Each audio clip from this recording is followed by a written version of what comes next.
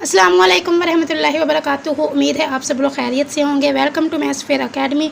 तो last video में हमने कुछ important and repeated questions MTS 631 के डिस्कस किए थे with detail explanation. Hope so आपको उनकी समझ आई होगी। तो आज हम लोग डिस्कस करने लगे हैं क्वेश्चन नंबर 11। क्वेश्चन नंबर 11 है आपके पास, prove that function F of X Y is equal to 3x² Y cube plus X Y has 8 third order partial derivative. अब आपने इसमें करना क्या, eight third order partial derivative को आप लोगों ने फाइंड आउट करना है। उसके लिए आप सबसे पहले क्या करेंगे, फर्स्ट ऑर्डर डेरिवेटिव लेंगे, सेकंड ऑर्डर डेरिवेटिव लेंगे, देन आप जाएंगे थर्ड ऑर्डर पे, और थर्ड ऑर्डर पे जब आप जाएंगे तब अब वहाँ आपने 8 वैल्यूज़ को फाइंड आउट करना है। तो स्टार्ट करते हैं। सबसे पहले आपके पास फंक्शन गिवन है, आपने उसका एक्स के अकॉर्डिंग उसका डेरिवेटिव लेना है, पार्शियल डेरिवेटिव लेना है। तो एक्स के अकॉर्डिंग इसका लेंगे तो यहाँ पे आएगा 2 3 6 वाई क्यूब प्लस, अब यहाँ पे जब आप एक्स के अकॉर्डिंग लेंगे तो यहाँ पे आपके पास प्लस वाई आ जाएगा। नेक्स्ट एफ ऑफ वाई आपने फाइंड आउट करना है। यहाँ पे अब आपने जस्ट वाई के अकॉर्डिंग डेरिवेटिव लेना है। तो यहाँ पे 3 3 9 9x² वाई स्क्वायर प्लस, यहाँ पे जब आप वाई का अकॉर्डिंग लेंगे तो यहाँ पे एक्स आएगा। अब ये फर्स्ट ऑर्डर फाइंड आउट कर लिया आपने। देन आप क्या करेंगे, second order derivative find out करेंगे। सेकंड ऑर्डर मीन्स कि आपने अब जो फंक्शन एफ ऑफ एक्स आपको गिवन है, आपने अगेन इसका एफ एक्स के अकॉर्डिंग डेरिवेटिव लेना है। जो एफ ऑफ वाई गिवन है, ये वाला एफ ऑफ वाई जो आपने अभी फाइंड आउट किया, आपने इसका अगेन वाई के साथ इसका डेरिवेटिव लेंगे, पार्शियल डेरिवेटिव लेंगे, और एक्स का वाई के साथ और वाई का एक्स के साथ। ये सेकंड ऑर्डर में ये 4 होते हैं जो हमने अभी फाइंड आउट करने हैं। अब चले करते हैं। अब ये आपके पास एफ ऑफ एक्स है जिसका हमने एक्स के अकॉर्डिंग इसका डेरिवेटिव लिया था, आप अगेन एक्स के अकॉर्डिंग ले रहे हैं। तो एक्स यहाँ से खत्म हो जाएगा, यहाँ पे आएगा 6 वाई क्यूब जस्ट, और ये वाला वाई का फंक्शन है तो ये तो 0 हो जाएगा। नेक्स्ट अब आप इसका एफ वाई है, इसका अगेन वाई के अकॉर्डिंग लेंगे। तो यहाँ पे देखें ये स्टार्ट में 2 है, 2 9 18 x², यहाँ पे साथ आ जाएगा y, और ये x वाला फंक्शन है ख़त्म हो जाएगा। एक्स वाई, अब x है इसको y के अकॉर्डिंग लेंगे, x है y के अकॉर्डिंग लेंगे तो यहाँ पे ये 3 6 18 हो जाएगा, 18x वाई स्क्वायर प्लस, अब y की जगह क्या आ जाएगा 1। देन आपके पास ये y है, इसके x के अकॉर्डिंग लेंगे, y of x find out करेंगे तो क्या आ जाएगा 2 9 18x वाई स्क्वायर प्लस 1। अब ये आपके पास सेकंड ऑर्डर के जितने बन रहे थे पार्शियल डेरिवेटिव जो सब हमने राइट किया। अब आ जाते हैं थर्ड ऑर्डर पे। थर्ड ऑर्डर में हमने कितने फाइंड आउट करने हैं, 8 से ज़्यादा भी बन सकते हैं, लेकिन हमें जस्ट कितने का बोला गया है कि आपने 8 third order partial derivative find out करने हैं। अब ये आपको गिवन है सेकंड ऑर्डर को देखते हुए आपने 8 थर्ड पार्शियल डेरिवेटिव बनानी है। अब वो कैसे बनानी है, एक्स ऑफ एक्स, अब इसका अगेन एक्स के साथ ले लें, अगेन इसका वाई के साथ ले लें, 2 आपके यहाँ से बन जाएंगे। अब ये एक बार आप इसका वाई के साथ ले लें, एक बार आप इसका एक्स के साथ ले लें, 2 यहाँ से बन जाएंगे। डेरिवेटिव लेना आता है ना आपको, ये आपके पास आंसर है। अब आपने इसका जब एक्स के अकॉर्डिंग लेंगे तो 0 हो जाएगा, ठीक है। जब आप इसका y के अकॉर्डिंग लेंगे तो यहाँ पे 3 6 18 वाई स्क्वायर हो जाएगा। देन आप इसका x के अकॉर्डिंग लेंगे, इसका x के अकॉर्डिंग लेंगे, इसका y के अकॉर्डिंग लेंगे, देन इसका x के अकॉर्डिंग लेंगे, इसका y के अकॉर्डिंग लेंगे, इसका x के अकॉर्डिंग लेंगे, इसका y के अकॉर्डिंग लें। तो आपके पास 8 से ज़्यादा बन सकते हैं, लेकिन हमें यहाँ पे जस्ट कितने चाहिए, 8 पार्शियल डेरिवेटिव्स चाहिए। तो चलिए स्टार्ट करते हैं। सबसे पहले एफ ऑफ डबल एक्स आपको गिवन है, ये देखिए हमने अभी फाइंड आउट किया थोड़ी देर पहले। इसका अगेन एक्स के अकॉर्डिंग लेंगे तो एक्स वाला फंक्शन नहीं है, 0 हो जाएगा। अब देखें डबल वाई वाला है फंक्शन, ये हमने अभी फाइंड आउट किया। इसका अगेन वाई के अकॉर्डिंग जब आप डेरिवेटिव लेंगे 18x² बचेगा। अब देखें एक्स वाई वाला फंक्शन, ये एफ ऑफ एक्स वाई हमने फाइंड आउट किया, इसका अगेन एक्स के अकॉर्डिंग ले लें। तब देखें इसका अगेन अब कहाँ गया, एफ एक्स वाई आपके पास ये है। अब इसका अगेन एक्स के अकॉर्डिंग ले लें, इसके एक्स के अकॉर्डिंग ले तो ये वाला एक्स वाला फंक्शन यहाँ से गायब हो जाएगा। तो ये क्या हो जाएगा 18 वाई स्क्वायर और प्लस 1, ये भी 0 हो जाएगा। इसका वाई के अकॉर्डिंग ले, इसका एक्स के अकॉर्डिंग ले। अब आप इतने बच्चे तो माशाल्लाह है नहीं, तो आप इसका ईजीली यहाँ पे डेरिवेटिव ले सकते हैं, 8 भी ले सकते हैं, लेकिन 8 से ज़्यादा बन सकते हैं। आप अपनी मर्जी का कोई भी 8 यहाँ पे पार्शियल डेरिवेटिव ले सकते हैं। इनको देखते हुए इसको आप एक्स के अकॉर्डिंग कर लें, वाई के अकॉर्डिंग कर लें, इसको एक्स वाई के साथ कर लें, इसको वाई के साथ कर लें, एक्स के साथ कर लें। तो ये सिंपल डेरिवेटिव्स हैं जो आपने 8 फाइंड आउट करने हैं।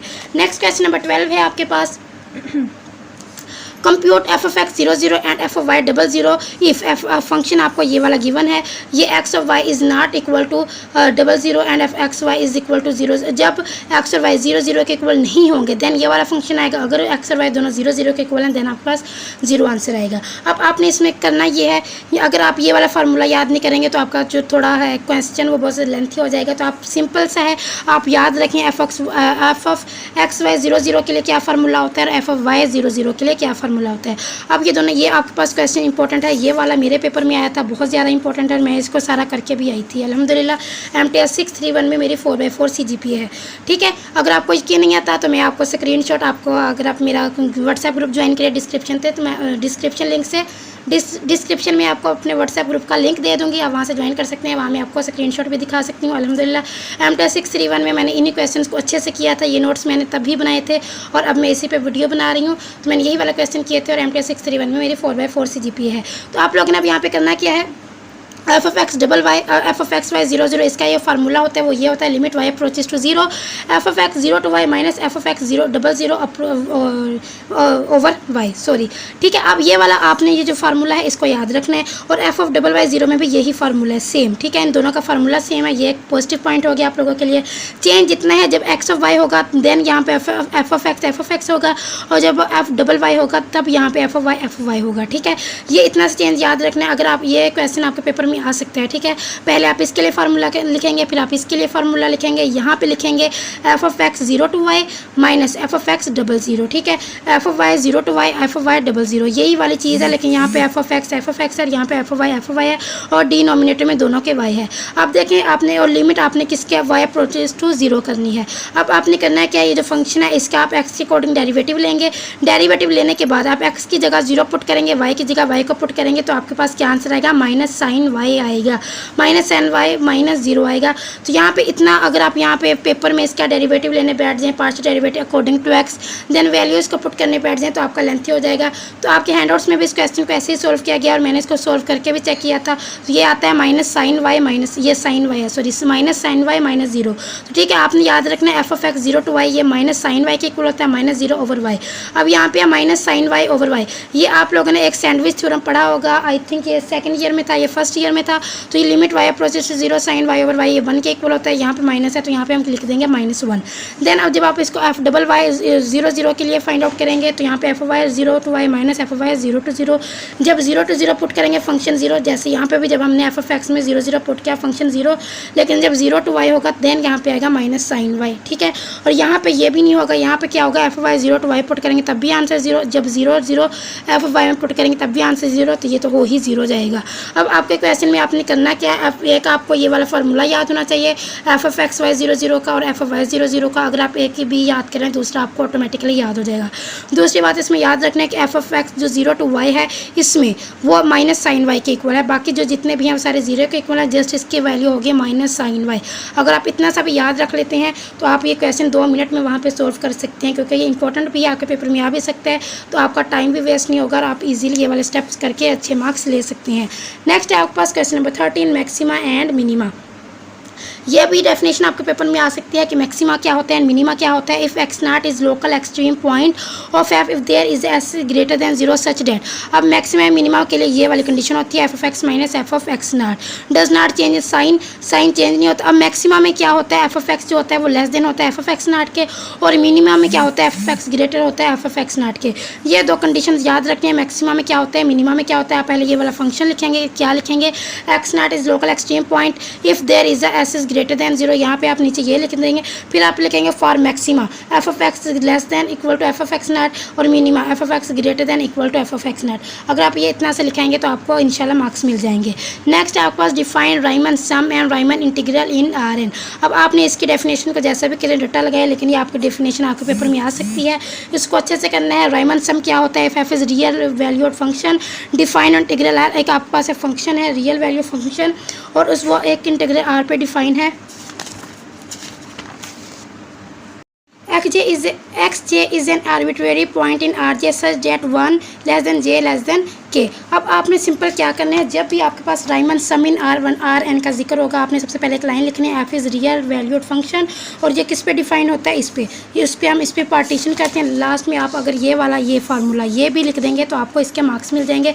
राइमन सम किसको कहते हैं, सिग्मा इज इक्वल टू ये सम j प्रोसिस्ट is equal to 1 to k f(x)j versus Rj, ठीक है। आपने जस्ट ये लिख देना है, आप इसको रट्टा लगाएं, क्या कुछ भी करें, ये डेफिनेशन इंपॉर्टेंट है, आपके पेपर में आ सकती है।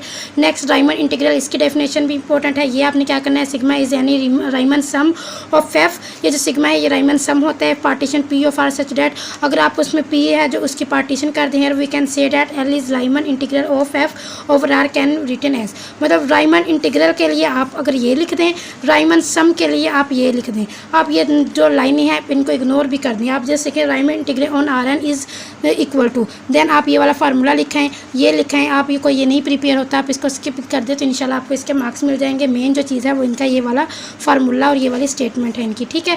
राइमन इंटीग्रल ये होता है, आपके एमसीक्यूज में पूछ सकते हैं, और राइमन सम ये होता है, ये भी आपके एमसीक्यूज में भी पूछ सकते हैं। देन आपके पास एक फंक्शन एफ है, F of X Y is equal to 1 minus X square minus 2y square is continuous on R square. अब आपने बताना है कि ये फंक्शन कंटिन्यूअस है, कंटिन्यूअस को शो करवाने के लिए आपने क्या करना है, इसको 0 के इक्वल प्रूफ करवाना है। अब ये 0 कब आएगा, जब आप x की जगह 1 और y की जगह -1 पुट करें। अब देखिए मैंने यहाँ पे फंक्शन लिखा F X Y is continuous on R square, then it is continuous on all point. अगर ये फंक्शन कंटिन्यूअस है तो इसको ऑल पॉइंट्स में कंटिन्यूअस होना चाहिए। ऑल पॉइंट्स में कंटिन्यूअस करवाने के लिए यहाँ पे मैंने लिखा एफ एक्स नाट वाई नाट 1 माइनस एक्स नाट का स्क्वायर माइनस 2y नाट का स्क्वायर। जस्ट मैंने एक्स वाई को एक्स नाट वाई नाट में चेंज किया ताकि हम ये शो करवा सकें कि हर पॉइंट पर ये क्या है, कंटिन्यूअस है। मैंने खुद से सपोज किया कि एक्स नाट मेरे पास 1 है और एक्स नाट वाई नाट -1 है। यहाँ पर मैंने एक्स नाट की जगह 1 और वाई नाट की जगह -1 को पुट किया तो आपके पास आंसर है 1 -1 -2 इज इक्वल टू 0। हैंस हम लोग कह सकते हैं कि जो हमारा फंक्शन है वो क्या है, कंटिन्यूअस फंक्शन है। तो आप यहाँ पे कुछ भी वैल्यूज़ लेके इसको चेक कर सकते हैं। आपने क्या प्रूफ करवाना कि जो फंक्शन है वो क्या है, आर स्क्वायर पे क्या है, वो कंटिन्यूअस है। तो आपने सिंपल अगर इस तरह के क्वेश्चन आपके पेपर में आ जाता है तो आपने एक्स नाट वाई नाट की फॉर्म में उसको लिखना है। देन आपने एक्स नाट की जगह 1, वाई नाट की जगह -1 और वाई नाट की जगह 1 भी रख सकते हैं क्योंकि ये स्क्वायर है। -1 का स्क्वायर भी तो यहाँ पे वही हुआ ना, मतलब माइनस यहाँ पे स्क्वायर की वजह से पॉजिटिव हुआ। तो अगर आप यहाँ पे 1 और 1 का भी लें, यहाँ पे आप इंटरवल 1 और 1, एक्स की वैल्यू भी 1 और वाई की वैल्यू भी 1 लें तब भी आपका आंसर यही आएगा। तो आप इंटरवल चेंज भी कर सकते हैं तो आपका ये आंसर 0 आएगा, जो कि शो कर रहा है कि आपका जो फंक्शन है वो क्या है, कंटिन्यूअस है। नेक्स्ट क्वेश्चन नंबर 17 है आपके पास। क्वेश्चन नंबर 17 है show that space R N is connected. अब कनेक्ट ये अगर आप लोगों ने टोपोलॉजी वाला बुक रीड कर चुके हैं तो उसमें आपने कनेक्टेड स्पेस को पढ़ा होगा। कनेक्टेड स्पेस किसी भी स्पेस को कनेक्टेड आप लोग कब कहते हैं, जब उसका ए का जो बार इंटरसेक्शन बी वो 0 हो, या ए का इंटरसेक्शन बी बार के साथ वो 0 हो, या ए का जो क्लियर है ए जो बार है वो कंटेन करता हो ए में, एंड बी का जो बार है या बी क्लियर है वो कंटेन करता हो बी में।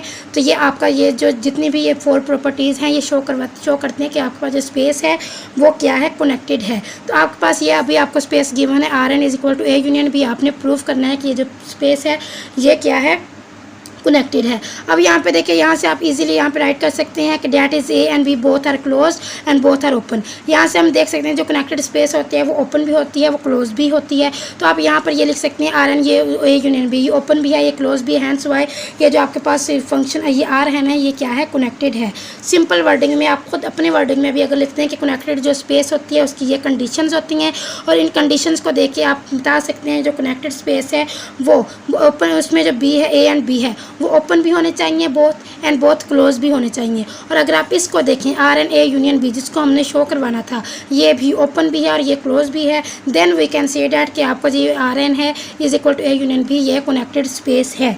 नेक्स्ट आपके पास है क्वेश्चन नंबर 18। क्वेश्चन नंबर 18 में है show that limit X approaches to X nought F of X exist and it is unique. आपने इसको यूनिक शो करवाना है। आप सिंपल यहाँ पे यही वाला फंक्शन लिखें, limit F of X is be a function and limit X approaches to X nought F of X. यहाँ पे इसकी जो यूनिक है वो आपने इसको ये वाली इसकी आप जब इसको यूनिक शो करवाना है तो आप ये वाली लाइन लिखेंगे डी एफ, ये सबसेट है आर एन का। जस्ट आपने ये वाला लिखना है, इसको आपने याद रखना है। जहाँ पर भी यूनिक का जिक्र होगा क्वेश्चन में आप वहाँ पे लिख देंगे डी एफ सबसेट है किसका, आर एन का। नेक्स्ट आपके पास जो क्वेश्चन है ये भी बहुत ज़्यादा इंपॉर्टेंट है, इसको अच्छे से करना है। Function F of X Y is equal to X Y over X square plus Y square is defined everywhere on R square except at 0 0 does limit X Y 0 0 F of X Y exist. अब आपने क्या करना है, पहले आपने x को Y के equal रखना है, फिर आपने वाई को माइनस एक्स के इक्वल रखना है। आपने शो करवाना है कि यहाँ पे लिमिट एग्जिस्ट करती है या नहीं। और आपने पढ़ा होगा कि लिमिट एग्जिस्ट कब करती है, जब आपका जो एफ ऑफ एक्स वाई है, एफ ऑफ वाई एक्स है, ये इनके आंसर इक्वल आने चाहिए। अब आपने क्या करना है, वाई की जगह एक्स पुट करना है, वाई की जगह जब आप एक्सपोर्ट करेंगे इस ये आपका फंक्शन है, ठीक है। अब यहाँ पे आप वाई की जगह एक्सपोर्ट करें तो ये क्या हो जाएगा एक्स स्क्वायर, यहाँ पर भी क्या हो जाएगा 2x स्क्वायर। अब 2x स्क्वायर से एक्स स्क्वायर कैंसिल, क्या आंसर है 1/2।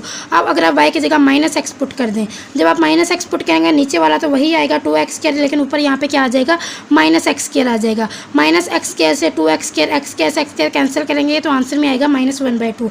अब आप यहाँ पे देख सकते हैं कि लिमिट जब y = x था और y = -x था, ये लिमिट क्या इनके आंसर क्या है सेम नहीं है, तो यहाँ पे क्या होगा लिमिट एग्जिस्ट नहीं करेगी। तो यही चीज़ हमें यहाँ पे बतानी थी कि आपके पास जो ये है ये इक्वल नहीं है, देन यहाँ पे क्या होगा कि लिमिट एग्जिस्ट नहीं करेगी। नेक्स्ट आपके पास है question show that f is differentiable eight x0, तो f is continuous at x0। तो यहाँ पे क्वेश्चन नंबर 20 में आप लोगों ने क्या करना है, we know that linear function L function. अब लीनियर फंक्शन के बारे में आप सबको पता है कि ये हमने एक स्टार्ट में डिस्कस किया था। लीनियर फंक्शन होता है m1x1 + m2x2 up to so on mn(x1).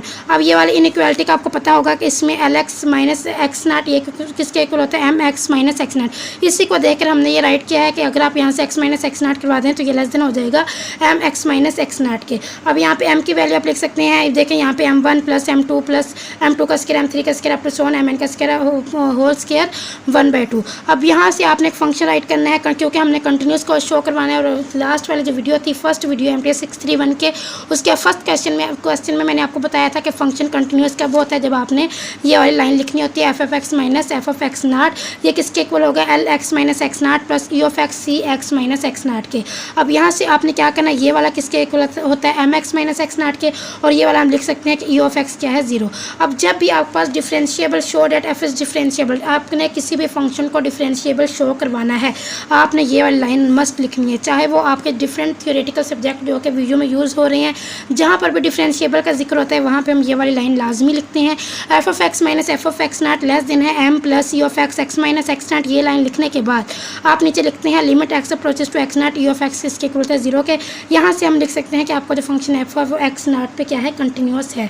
तो आपने ये 2-3 स्टेप्स अच्छे से अपने माइंड में रखने हैं। अगर आपको ये क्वेश्चन, लेकिन ये क्वेश्चन देखने में भी इंपॉर्टेंट लग रहा है तो आपने इसको करना है। सबसे पहले लीनियर फंक्शन की डेफिनेशन, देन आप ये वाली इनइक्वालिटी लिखेंगे, देन आप ये वाला सिंपल ये वाली लाइन लिखने के बाद यहाँ से लिख देंगे कि ये x है ये 0 के इक्वल है। तो आप कह सकते हैं कि आपका जो फंक्शन है वो x0 पे कंटिन्यूस है। नेक्स्ट है आपके पास इफ़ S1 है 0 कंटेंट देन S2 ये सबसेट है S1 का, देन प्रूव दैट S2। अब यहाँ से अगर आप देखें तो आप देखने से ये बात कह सकते हैं जब S1 में कंटेंट 0 है, S1 में कंटेंट 0 है, तो अब आपने ये प्रूव करवाना है कि S2 में भी 0 होगा। देखें जब S2 सबसेट है S1 का, जब S1 में 0 है तो ये आम सी सिंपल सी बात है कि S2 में भी क्या होंगे 0 होंगे। लेकिन यहाँ पे इनको खुश करने के लिए हमें 2-3 लाइनें तो लिखनी पड़ेंगी। If epsilon is greater than 0 there are rectangles, आपने यहाँ पे रेक्टेंगल्स लिखे T1 T2 up to Tn, and यहाँ पे T1 prime T2 prime up to Cn such that. अब देखें S1 जो है वो सबसेट है। अब अगर आप इन सबको कंबाइन कर लें, U का मतलब है कि आपने इन सबको कॉम्बिनेशन करके लिखा I approaches to 1 to n Tn, and S2 जो है अगर वो S1 का देखें S1 है वो सबसेट है इसका, ठीक है, इन रेक्टेंगल्स का। तो अगर और आपको अभी क्वेश्चन में बताया कि जो S2 है वो S1 का सबसेट है, देन आप कह सकते हैं कि S2 भी इसका क्या होगा सबसेट होगा, देन S2 has 0 कंटेंट। मैं एक बार फिर से रिपीट कर देती हूँ। सबसे पहले आपने ये रेक्टेंगल्स को लिखना है, ठीक है, देन आपने शो करवाना है कि जो S1 है वो सबसेट है इन रेक्टेंगल्स के कॉम्बिनेशन का, ठीक है। अब जब S1 इसके, अब आपको पता है कि जो S2 है वो S1 का सबसेट है, S1 इसका सबसेट है और S2 S1 का सबसेट है, देन हम ये वाली स्टेटमेंट लिख सकते हैं कि जो S2 है वो भी इसका सबसेट होगा, क्योंकि S2 इसका सबसेट है तो हम यहाँ पे S2 लिख सकते हैं। तो यहाँ पे लिख सकते हैं कि यहाँ पे S2 क्या है, इसका कंटेंट क्या है, 0 कंटेंट है। होप सो आपको मेरे इस लेक्चर की समझ आई होगी। क्वेश्चन नंबर 22 तक हम यहाँ पे डिस्कस कर चुके हैं। क्वेश्चन नंबर 3 को इंशाल्लाह हमने अपनी नेक्स्ट वीडियो में डिस्कस करेंगे। अपना बहुत सारा ख्याल रखिएगा। अगर आपको मेरी वीडियो अच्छी लगी है तो सब्सक्राइब किए बगैर मत जाइएगा, अच्छा सा कमेंट करके जाइएगा ताकि मुझे थोड़ी सी मोटिवेशन मिले। अपना बहुत सारा ख्याल रखें। जज़ाकल्लाह, अल्लाह हाफिज़।